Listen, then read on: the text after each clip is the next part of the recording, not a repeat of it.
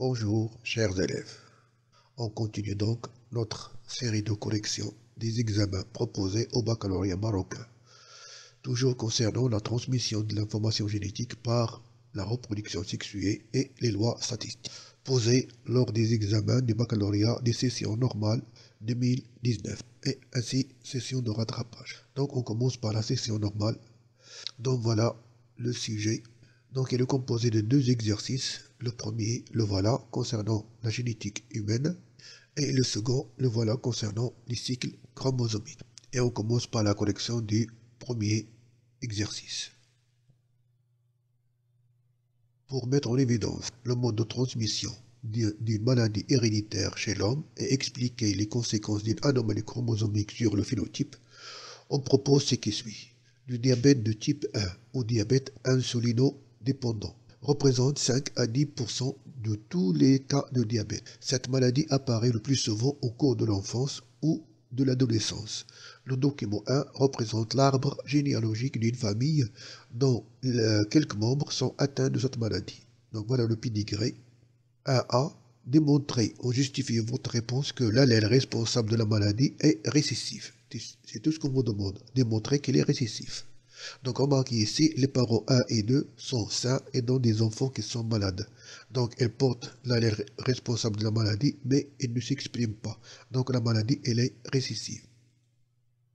Les parents 1 et 1,2 sont sains et ont des enfants malades, enfin 2 et 4. Donc l'allèle responsable de la maladie est récessif. En petit b, 1b, montrez si le gène est porté par un autosome ou un chromosome sexuel. Si il est porté par un chromosome sexuel Y. Pourquoi ici on a une femme qui est atteinte? Donc il n'est pas porté par le chromosome Y. Si il est porté par le chromosome X, cette fille qui est malade va recevoir son X responsable de la maladie puisque la maladie est récessive. Donc elle sera en mode zygote. Donc l'un des chromosomes responsable de la maladie doit l'avoir de son père. Et pour cela, son père doit être malade. Mais le père, il est sain. Donc le gène responsable de la maladie n'est pas porté par un chromosome X ni Y. Donc il est porté par un autosome. Le gène responsable de la maladie n'est pas porté par le chromosome Y, car 2 est une fille malade. Donc c'est pas Y. Le gène responsable de la maladie n'est pas porté par le chromosome X, car la fille de 2 toujours est une fille malade, mais son père, elle est sain. Donc le gène responsable de la maladie est porté par un autosome. Deuxièmement, déterminer le génotype des individus 1,1, 2,3 et 4,1. Alors si on voit le 1,1, c'est une femme qui est saine. Alors puisqu'elle est saine et donne des enfants qui sont malades, donc elle est hétérozygote. Donc elle sera grand N, petit d. Pour le 2,3, 2,3 est une fille qui est saine, mais elle a des frères qui sont atteints. Donc elle peut être soit normale, c'est-à-dire saine 100%, c'est-à-dire homozygote grand N, ou grand N petit d, hétérozygote. Alors que pour l'individu 4,1, il est malade, donc il ne peut être que petit d. Donc génotype des individus, le 1,1 N petit d, femme saine, mais a eu des enfants qui sont malades. Le 2,3, on a dit que c'est une fille qui est saine, elle peut être soit homozygote, soit hétérozygote, car elle a une sœur et un frère qui sont atteints. Et le 4,1 est un homme qui est atteint, donc petit d. Les proches de la famille représentés dans le document 1 ont eu un bébé atteint d'une maladie héréditaire. Le couple 4,2 et 4,3. Non atteint de la maladie attend un nouveau bébé ou un nouveau-né. Un médecin lui a conseillé de faire un diagnostic prénatal en réalisant des karyotypes des individus de la famille. Le document 2 représente les paires de chromosomes homologues 5 et 12 chez les 3 membres de cette famille. On a ici la mère et le père, c'est-à-dire la personne 4,2 et 4,3, ainsi que leur fœtus, le 5,1. En vous basant sur le document 2 et vos connaissances, dégagez en justifiant votre réponse les individus porteurs d'une anomalie chromosomique. Remarquez ici, cette femme et cet homme, ils sont sains. On a le chromosome 5 et on a le chromosome 12. Chromosome 5, chromosome 12. Or, on constate ici que le chromosome 5, là, il y a une partie qui est absente mais elle apparaît ici. Donc il y a une translocation d'un fragment du chromosome 5 vers le chromosome 12, ainsi que leur enfant, bien sûr, va l'avoir cette translocation. Il va avoir le 5 complet, mais le 12, il y a un chromosome ou un fragment du chromosome 5 en supplémentaire. On vous demande 3A. Dégagez ou justifiez votre réponse des individus porteurs d'une anomalie chromosomique. Voyez ici le père et la porte, et aussi le fœtus et la porte. Là, il y a une translocation qui est normale, c'est-à-dire translocation équilibrée, puisque les gènes du père sont présents, il n'y a pas absence. Par contre, ici, il y a une translocation qui est anormale, puisqu'il y a présence d'un fragment du chromosome 5 en supplément. Les individus porteurs d'une anomalie chromosomique, il y a le père, déplacement d'un fragment du chromosome 5 vers le chromosome 12, translocation équilibrée. Mais le fœtus, là, le karyotype porte un fragment du fragment 5 en plus, fixé sur le chromosome 12, donc une translocation non équilibrée. 3b. Établissez la relation entre chaque anomalie chromosomique observée et le phénotype des individus, puisque le père a une translocation équilibrée. Donc elle va être normale et son phénotype sera normal. Remarquez ici, il est normal. Par contre, pour le fœtus, il a un fragment du chromosome 5 en supplément. Donc son karyotype n'est pas normal. De même, son phénotype ne sera pas normal. Le père, malgré qu'il porte une anomalie chromosomique, il a un phénotype normal et un karyotype normal. Mais le fœtus qui porte une anomalie chromosomique, mais il a un karyotype anormal et son phénotype sera anormal, donc il sera malade. Exercice numéro 2.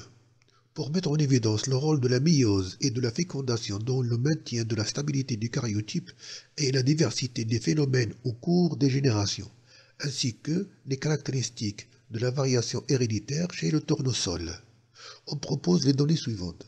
L'inflorescence du tournesol cultivé, Helianthus annuus, est un capitule.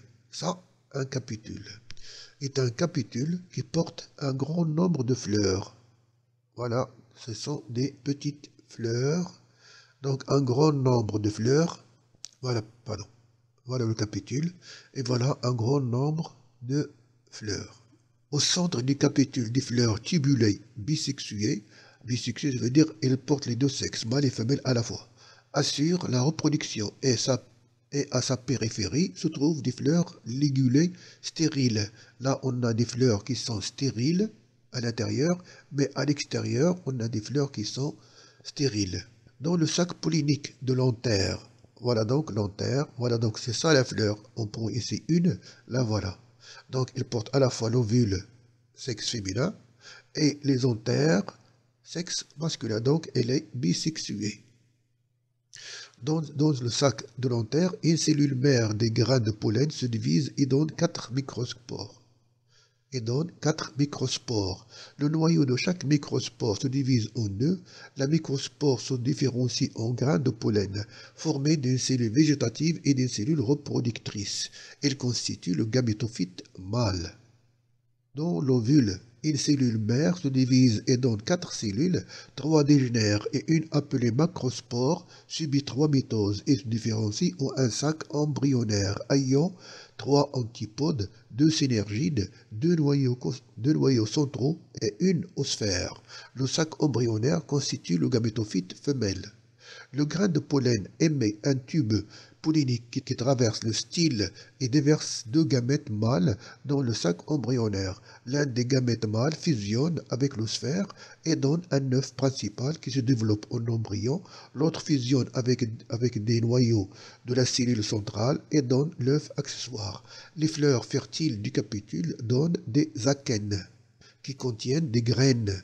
Dans des conditions favorables, la graine germe et donne une plantule. Le document 1 représente les étapes du cycle de reproduction chez le tournesol.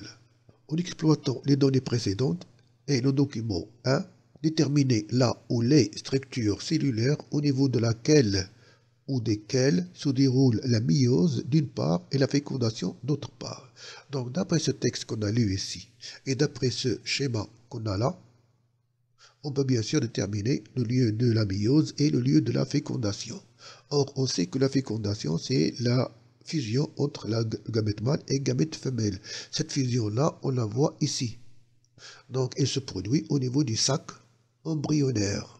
Alors que la méiose, l'une, pour le mâle, elle se produit au niveau des anthères, l'autre, elle se produit au niveau de l'ovule. Remarquez ici, dans le sac pollinique de l'anther, une cellule mère des graines de pollen se divise et donne 4 microspores. Donc 4 cellules qui sont haploïdes. Donc cela montre que la méiose se déroule au niveau de l'anther pour le mâle et au niveau de l'ovule pour le gamète femelle. Donc petit a, la méiose a lieu au niveau du sac pollinique, c'est-à-dire l'anther, et au niveau de l'ovule pour la fécondation a lieu au niveau du sac embryonnaire. Sachant que le tournesol cultivé possède 34 chromosomes, donnez la formule chromosomique de l'oosphère et de l'œuf principal. L'oosphère, c'est la cellule féminine qui est haploïde. Là voilà, qui est haploïde. Donc, puisque ici on a 34 chromosomes, il sera seulement 17. Donc, n est égal à 17. Alors que l'œuf principal, c'est-à-dire l'œuf qui résulte de la fécondation, donc il va être de z est égal à 34. Donc, formule chromosomique de l'oosphère, qui est le gamète femelle, n est égal à 17. La formule chromosomique de l'œuf principal, c'est-à-dire l'œuf qui résulte de la fusion de deux gamètes, est égal à 2n est égal à 34. Réaliser le cycle chromosomique de cette plante et déterminer son type. Remarquez ici, on parle de gamétophyte mâle et gamétophyte femelle. Donc, les gamétophytes vont donner des gamètes et la plante qui en résulte va donner bien sûr des spores, les macrospores et les microspores. Donc on a un sporophyte. Donc la présence d'un gamétophyte et d'un sporophyte montre qu'il s'agit d'un cycle soit haplo-diplophasique, soit diplo-haplophasique. Donc comme cycle chromosomique, le voilà. Vous voyez ici, la fleur mâle, la fleur femelle vont donner des gamètes qui vont se fusionner pour donner, c'est-à-dire un œuf qui va donner un nouveau plante qui est un nouveau plant, une nouvelle plante qui est bien sûr le sporophyte. Le sporophyte va donner des spores qui vont germer pour donner un nouveau sporophyte. Donc on a ici les deux phases qui sont plus ou moins égales. Donc le cycle est de type haplo-diplophasique. Chez le tournesol, des observations ont permis de mettre en évidence deux couples d'allèles, un couple d'allèles responsable de la couleur des pieds, plante à pieds rouges et plante à pieds verts, et un couple d'allèles responsable de la fertilité ou de la stérilité des étamines, afin d'étudier le mode de transmission. De ces deux caractères, les deux croisements suivants ont été réalisés. Premier croisement, entre des plantes de race pure à pieds rouges et étamines fertiles, et des plantes de race pure à pieds verts et étamines stériles. Après germination des graines, c'est-à-dire les akènes, issues de ce croisement, on obtient une première génération F1 formée uniquement de plantes à pieds rouges et étamines fertiles. Alors que le deuxième croisement entre les plantes de la génération F1 et des plantes à pieds verts et étamines stériles donne une deuxième génération, donc voilà la composition de cette génération F2. Deuxièmement, en exploitant les résultats du premier et deuxième croisement, déterminer le mode de transmission des deux caractères héréditaires. Utiliser le symbole R petit r pour la couleur du pied, F petit f pour la fertilité. Donc, du premier croisement, on constate que l'obtention d'une génération qui est totalement homogène, ce qui est conforme à la première loi de Mendel, et que les parents sont de race pure, ce que confirment les données des exercices, on voit ici qu'ils ont bien sûr les caractères des parents. Donc, le pied rouge domine le pied vert, et l'étamine fertile domine l'étamine stérile. Et on donne bien sûr les différents symboles. Donc, du premier croisement, bien sûr, on détermine la dominance. Donc, le rouge domine le vert, donc grand R et là petit r. Et l'étamine fertile domine, bien sûr, grand F et là petit f. Ça, c'est du premier croisement. Du deuxième croisement, qu'est-ce qu'on constate? Que F1, elle est hétérozygote. Et là, on a vert, c'est-à-dire pied vert, et étamine stérile, c'est-à-dire les phénotypes récessif. Donc on a un test cross. L'obtention de 4 phénotypes de proportions différentes. Mais on voit ici que deux proportions qui sont majoritaires et deux proportions qui sont minoritaires. Donc on a ici les caractères parentaux et là les caractères recombinés. Puisque les phénotypes parentaux dominent les caractères ou les phénotypes recombinés, donc on peut supposer que les deux gènes sont liés et portés par un chromosome, autosomal bien sûr. Donc obtenir une génération F2 hétérogène présentant 4 phénotypes différents, dont 2 phénotypes parentaux majoritaires et 2 phénotypes recombinés minoritaires, induit que les deux gènes étudiés sont liés, bien sûr, avec crossing over. Ces pourcentages, bien sûr, on peut les calculer à partir des données expérimentaux qu'on a ici. Troisièmement, en vous basant sur l'échiquier de croisement, donner l'interprétation chromosomique des résultats du deuxième croisement. Donc, c'est très simple puisqu'on connaît la dominance et puisqu'on connaît les locus des gènes, c'est-à-dire ils sont liés, donc l'interprétation est très facile à réaliser. Là, voilà. Donc, on a F1 et là, on a l'individu double homozygote. Donc, petit r, petit f qui est homozygote va donner un seul type de gamète à 100%, alors que les individus F1 qui sont hétérozygotes pour les deux gènes vont donner 4 types de gamètes de proportions différentes. Là, on a 48,5%, 49,1%, 1,3 et 1,1. Et lorsqu'on fait l'échiquier, bien sûr, on va trouver ces valeurs ou ces pourcentages qu'on a ici qu'on vous demande de donner. Représenter schématiquement les étapes du phénomène qui a eu lieu chez les individus de F1 responsables des phénotypes obtenus. Comme on l'a dit ici, puisque les gènes sont liés, il y a un crossing over.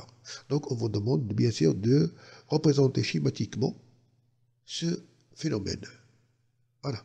Donc les tétrades, les voilà, c'est-à-dire pour les personnes qui sont hétérozygotes. Donc on a grand R, grand F, petit r, petit f. Après la duplication, on va avoir ici ces chromosomes, c'est-à-dire des chromosomes bichromatidiens, et à la prophase 1, il y a formation des tétrades, et bien sûr crossing over, c'est-à-dire il y a échange entre les chromatides des chromosomes homologues, ce qui va donner bien sûr grand F, grand F, grand F, petit r, grand F et petit r, petit f, c'est-à-dire les différents types de gamètes. Puis, en cinquièmement, réaliser la carte factorielle des deux gènes étudiés en déterminant les étapes de cette réalisation. Donc, pour réaliser la carte factorielle, bien sûr, on doit calculer la distance, qui est égale à D, donc égale au pourcentage des recombinés.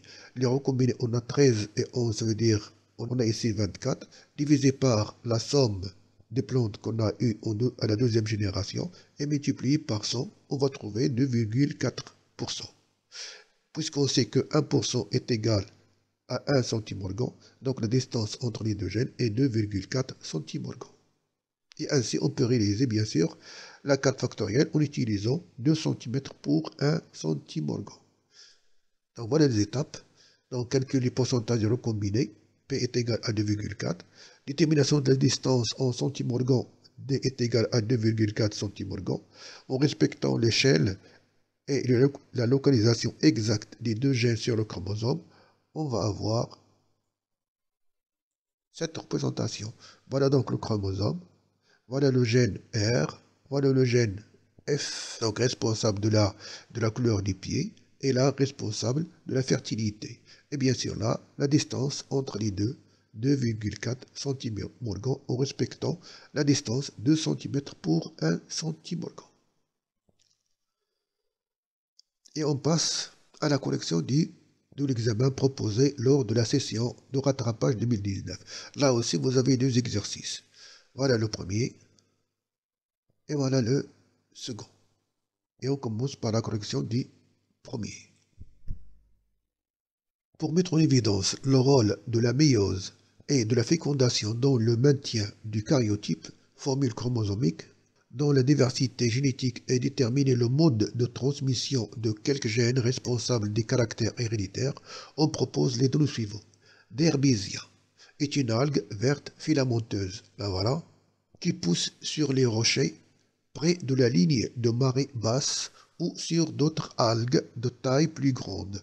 Le cycle de développement de cette algue est caractérisé par l'alternance de stades sporophytes filamenteux, que vous voyez ici, avec un stade gamétophyte vésiculeux. Donc vous voyez ici, on a deux stades, le sporophyte et le gamétophyte.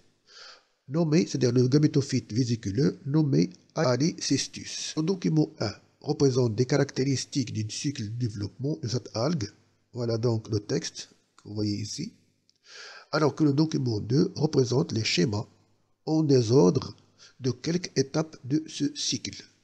En vous basant sur vos connaissances et en exploitant les documents 1 et 2. 1 et 2. Donnez la formule chromosomique du sporophyte filamenteux et des plantes du stade Alecystus. Si on lit le texte, le document 1, et là vous avez le cycle de développement de cette algue. Le sporophyte filamenteux que vous voyez ici se caractérise par des sporanges, voilà les sporanges, sous forme de ramification latérale. Vous voyez, sporanges aux ramifications latérales. Les sporanges libèrent une grande quantité de zoospores, voilà les zoospores, à plusieurs flagelles. Les zoospores formés par la méiose nagent pendant un certain temps, se déposent et germent pour donner un filament qui forme le gamétophyte vésiculeux d'Alecystus. Les noyaux de ce gamétophyte subissent plusieurs mitoses et donnent des gamètes uninucléés. Les plantes d'Alecystus sont hétérotaliques. Ça veut dire quoi hétérotalique? C'est-à-dire qu'elles présentent de tales différentes formes. Et chacune ne produit qu'un seul type de gamètes biflagellés. Les gamétophytes d'Alecystus mâles sont de couleur vert clair, alors que les gamétophytes d'Alecystus femelles sont de couleur vert foncé. Les gamètes mâles ont un seul chloroplaste, les voilà, alors que les gamètes femelles plus grandes, les voilà, et présentent plusieurs chloroplastes, 8 à 12 chloroplastes. Immédiatement après la rencontre des gamètes, un des gamètes mâles fusionne avec le gamète femelle et un zygote se forme. Le zygote germe pour former un sporophyte filamenteux qui constitue le point de départ d'un nouveau cycle de développement. Le document 1. C'est ça le document 1. Et là, vous avez la représentation schématique de ce texte. Donc, 1A, donner la formule chromosomique du sporophyte filamenteux et des plantes du stade d'Alecystus. Si on constate ce document, l'algue filamenteux, là ici, est un sporophyte. Il est à 2 N, puisque au niveau du sporange, il y a une méiose. Donc, le sporophyte, il est à 2 N. Donc, il est diploïde. Alors que les gamétophytes mâles et femelles qui proviennent du développement des spores, qui sont haploïdes, donc bien sûr, ils sont haploïdes. Donc, la formule chromosomique du sporophyte, elle est 2N, et les plantes du stade Alecystus, ils sont haploïdes N. Donc, formule chromosomique du sporophyte filamenteux, c'est une plante diploïde, 2N, alors que la formule chromosomique des plantes du stade d'Alecystus, mâles ou femelles, sont des plantes haploïdes. 1B, en utilisant uniquement les lettres A, B, C jusqu'à H, du document 2, réaliser le cycle de développement du dermisia, puis déterminer l'étape où se déroule la méiose. Donc on retourne au document qu'on vous a donné. Remarquez ici, pour réaliser le cycle, on doit bien sûr partir à partir des sporophytes. Donc le sporophyte sera bien sûr C qui porte les sporanges, voilà, sporophyte filamenteux qui porte bien sûr les sporanges. Les sporanges, bien sûr, vont subir la méiose à leur niveau, donc les sporanges c'est H, donc C puis H. Puis les sporanges vont donner des zoospores flagellés, que voilà, donc F, C, H, F. Puis le F, les sporanges vont donner des Alecystus, donc soit A, soit D, soit A, soit D. Ces deux-là vont bien sûr libérer, c'est-à-dire les gamètes mâles ou les gamètes femelles, donc c'est G et E. Et la rencontre de G et E donne bien sûr B. Donc c'est ça le cycle.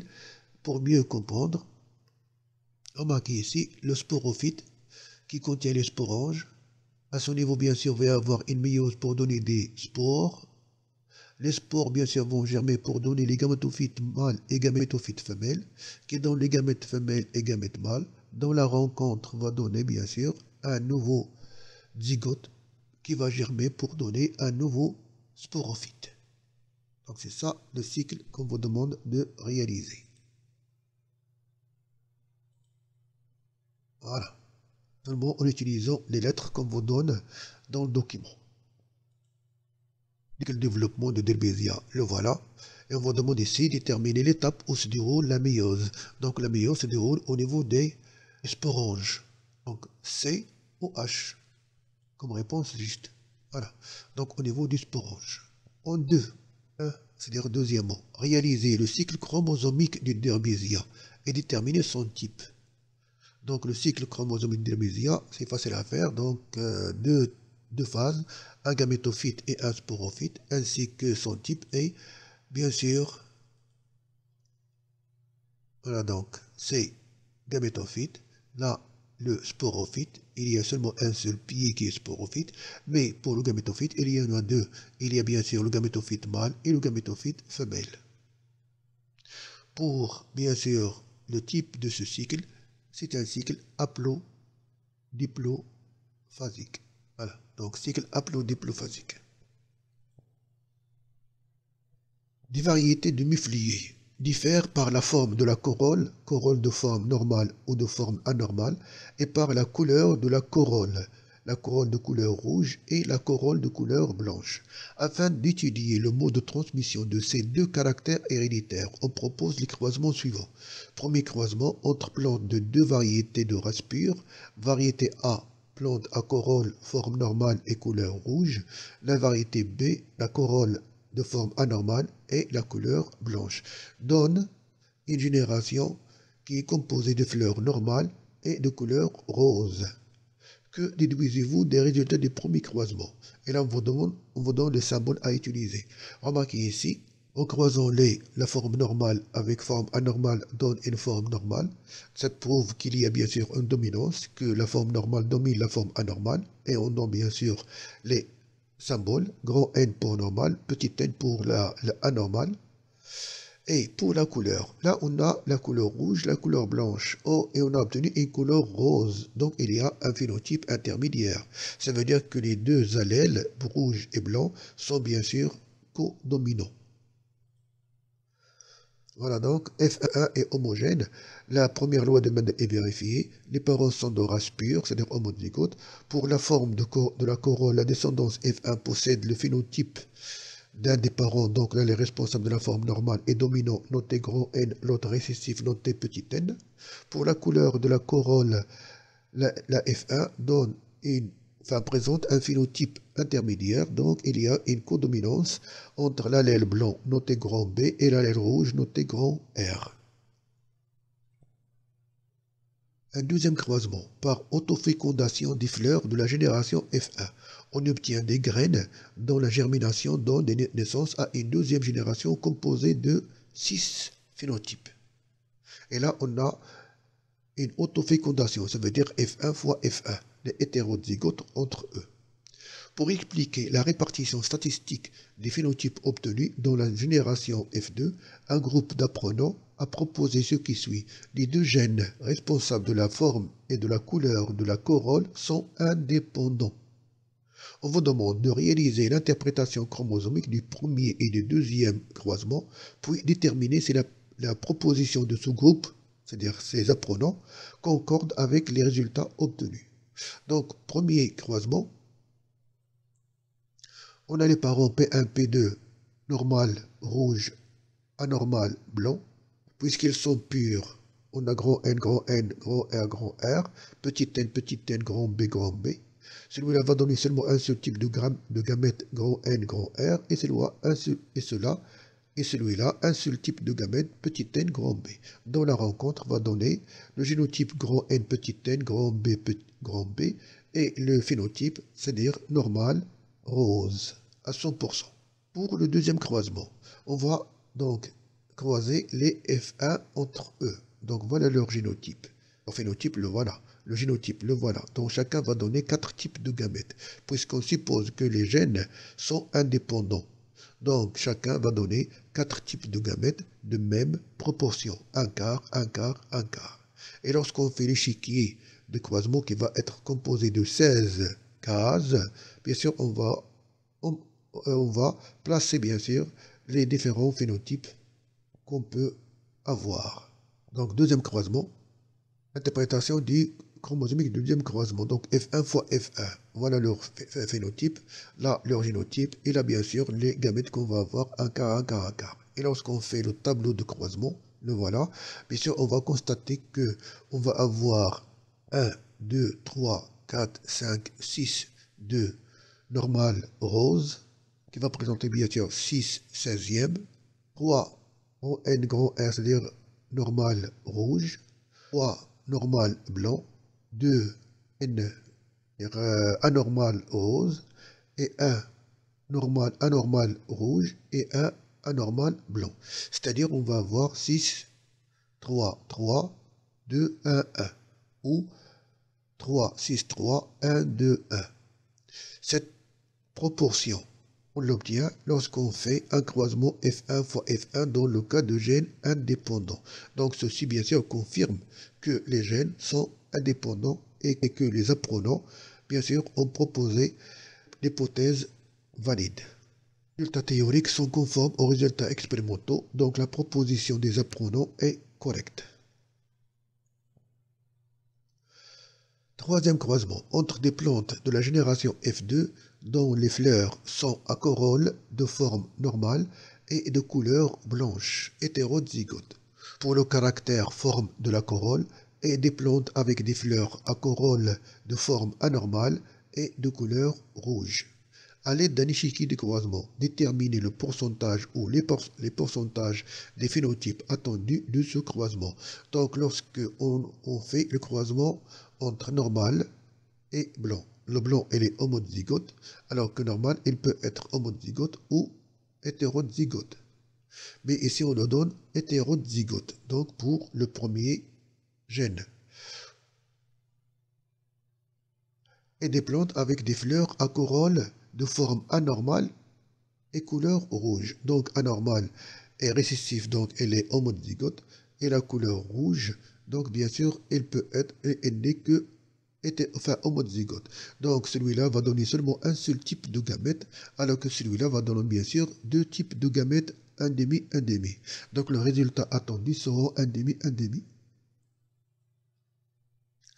Donc la fleur à corolle de forme anormale et de couleur rouge est double homozygote pour les deux gènes, donc elle produit un seul type de gamète NR à 100%, alors que la fleur NB hétérozygote pour le premier, c'est-à-dire responsable de la forme de la corolle, et homozygote pour le gène responsable de la couleur de la corolle, produit donc deux types de gamètes, un demi, un demi.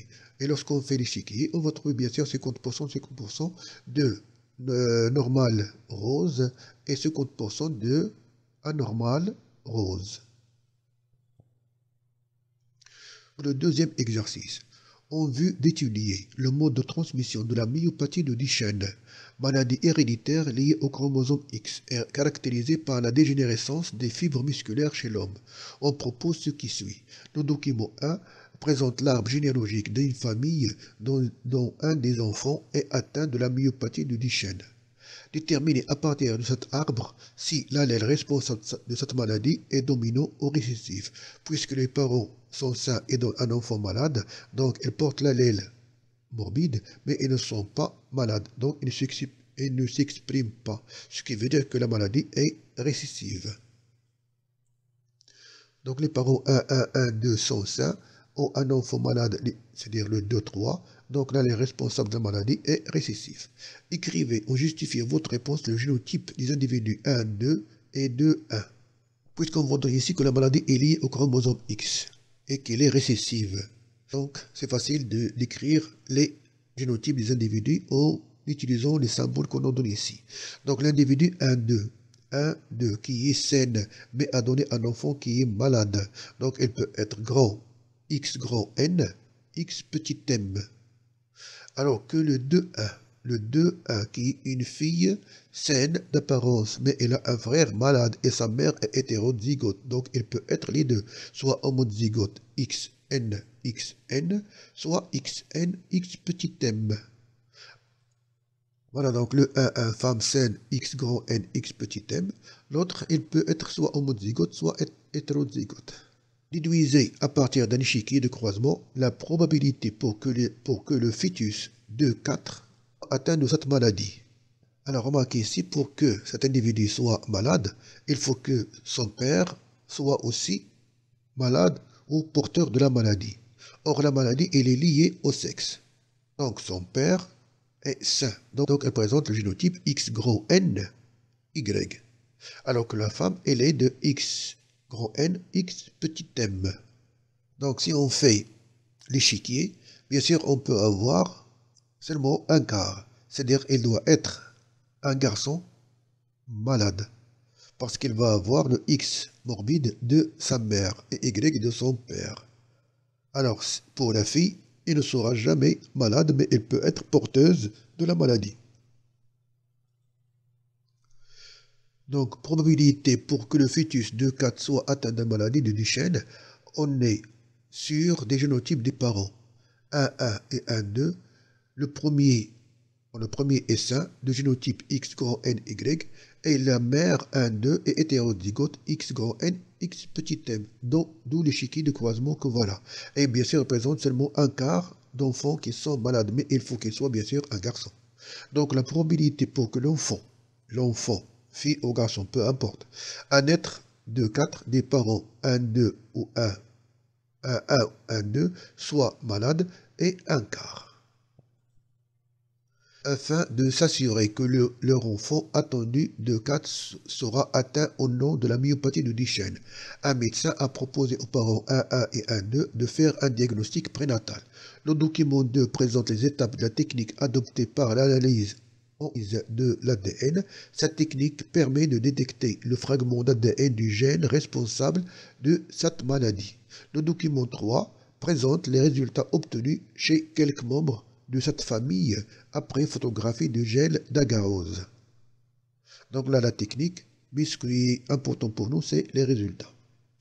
En exploitant le document 3, déterminer si l'enfant attendu de 4 sera ou non atteint de la myopathie du Duchenne. Justifiez votre réponse. Là, 1,1 c'est pour le père. Là, 1,2 c'est pour la mère. Donc, X grand N, X petit n. Et là, c'est X grand N. Donc là, c'est l'allèle normal, 1,8.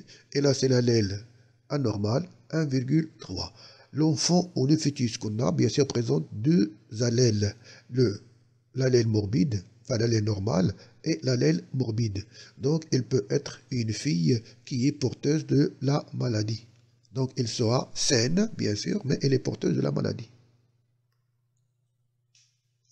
À partir des résultats obtenus, on observe la présence de deux fragments de taille respective, 1,8 kb et 1,3 kb, chez l'enfant à naître de 4. Ce qui montre l'existence des deux allèles différents des gènes, puisque le gène est lié au chromosome sexuel X. Donc l'enfant à naître sera une fille porteuse de la maladie. Son génotype sera X grand N, X petit m, X grand N, X petit m. Mais son phénotype est normal, c'est-à-dire ne sera pas atteinte de la maladie de Duchenne. Et enfin, je vous laisse ici deux examens proposés lors de l'année 2020. C'est bien sûr, il y a deux exercices.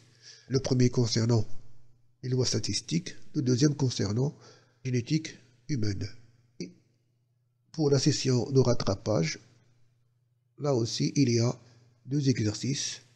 Le premier concernant bien sûr les lois statistiques et le second concernant la génétique humaine.